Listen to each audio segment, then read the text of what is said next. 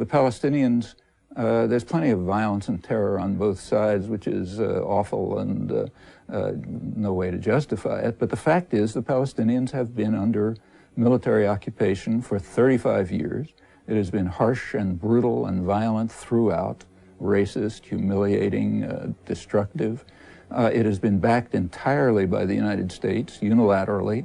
It includes expansion of settlement into the occupied territories.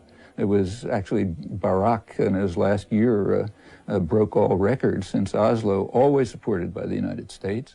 There's just no symmetry. And in the diplomatic scene, the problem is, I mean, there is plenty of criticism you can make about the Arab states. In fact, it's hard to think of anything nice to say about them. But the fact of the matter is that what has been blocking what is now the Saudi Arabian plan is unilateral U.S.-Israeli opposition.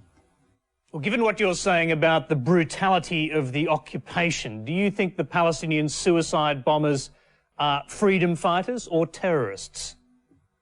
They're terrorists. I mean, they're both, actually. You know, they're trying to fight for freedom, but doing it in a totally unacceptable, immoral way. Of course they're terrorists. They finally were, and there's been Palestinian terrorism all the way through. I've always opposed it. I oppose it now.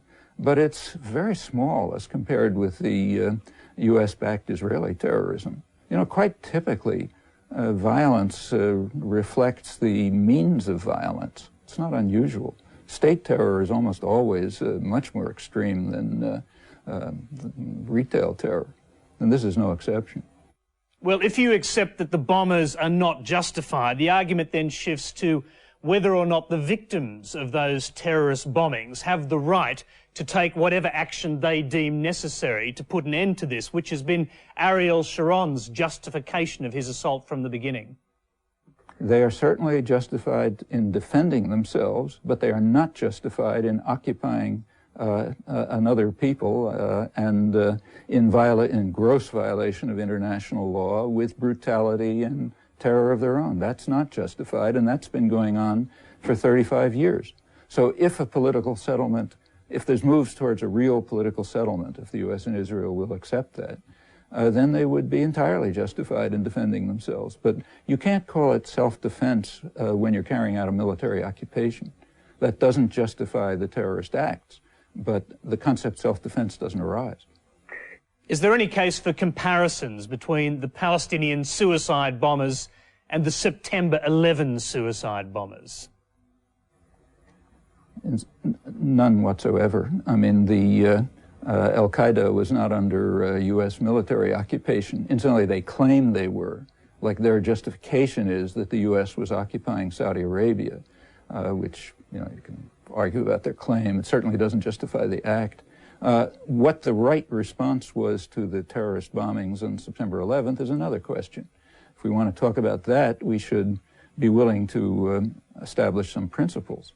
So, for example, one elementary principle is that if something is right for us, then it's right for others. If it's wrong for others, it's wrong for us. If you can't accept that principle, we can't even talk about right and wrong.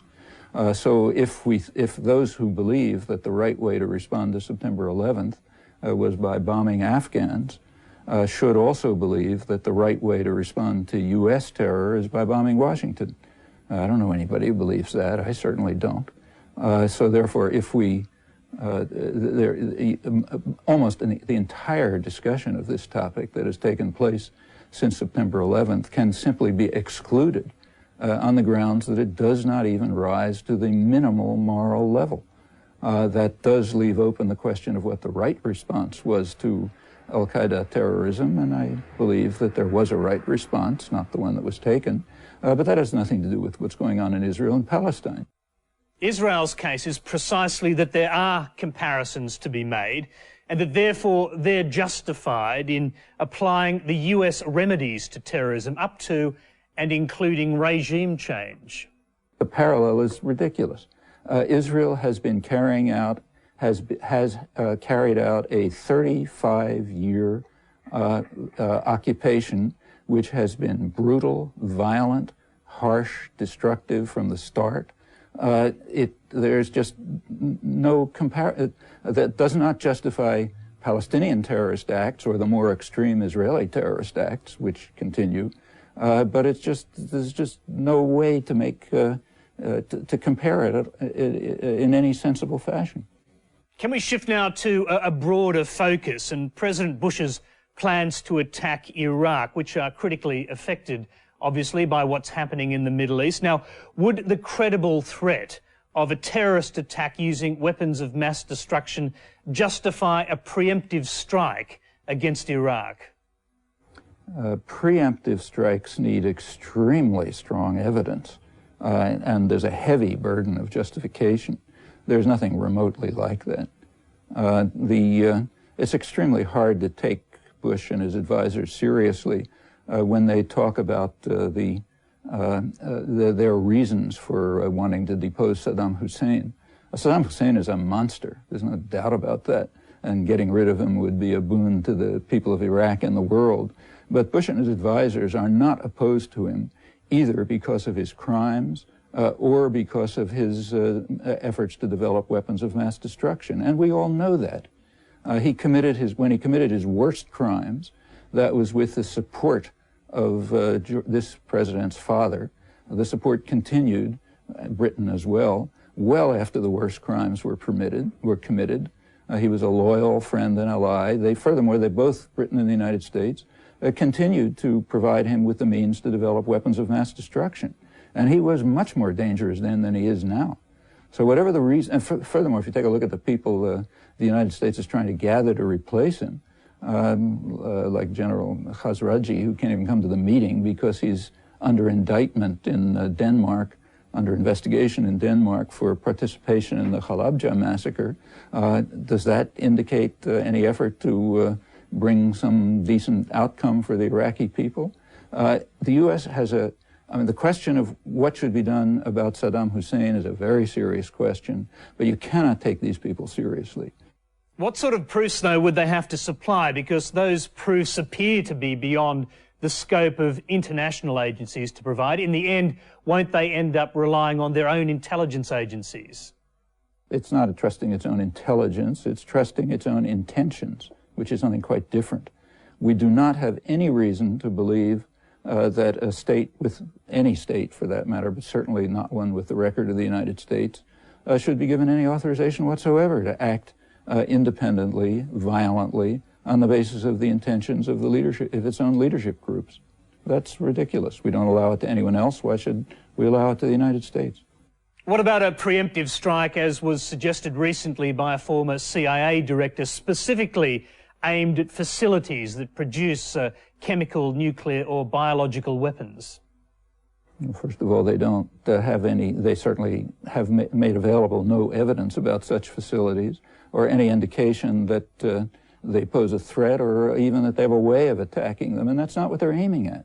What they're aiming at, after all, we all know, and let's not be innocent. Iraq has the second largest oil reserves in the world. One way or another, the U.S. is going to attempt to regain control over them and to deny them to its adversaries who have an inside track, primarily France and Russia, and they may think this is a good pretext for it.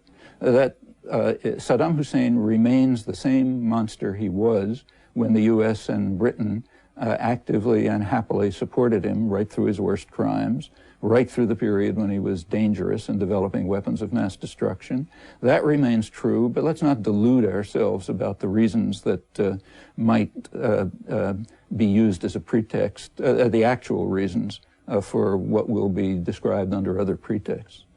But there is a growing momentum in statements by American political leaders and in the press and in statements leaked by intelligence agencies to provide proofs to at least convince the US public that an attack on Iraq is necessary. Well, there's no doubt that I would drop the word proofs, but there's no doubt that serious efforts are being made to construct pretexts which will justify an attack against Iraq in an effort to regain control over the world's second largest oil reserves. It's an attack, I mean, to get rid of Saddam Hussein, that would be a boon, as I said, but that's not the goal. The goal is, in fact, as it was described pretty accurately, remember that right after the Gulf War, when the U.S. had total control over the region, there was an uprising in the south, the Shiite uprising, which might very well have toppled Saddam Hussein, except that George Bush I effectively authorized Saddam Hussein to crush it by using military helicopters and other means. And that was explained publicly.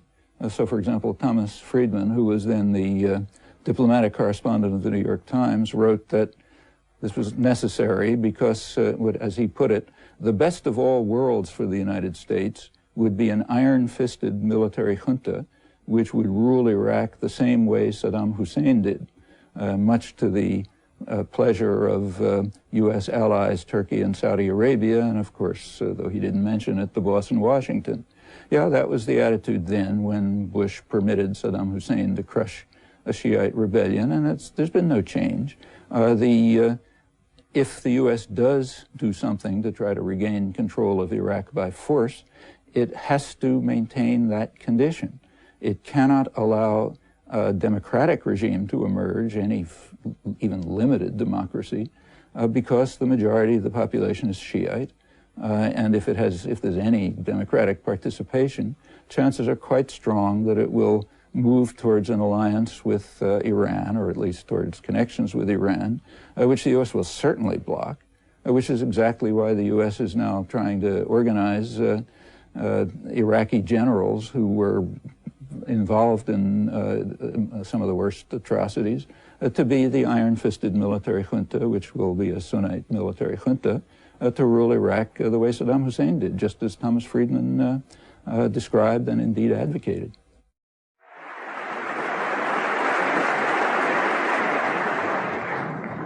Mr. Speaker,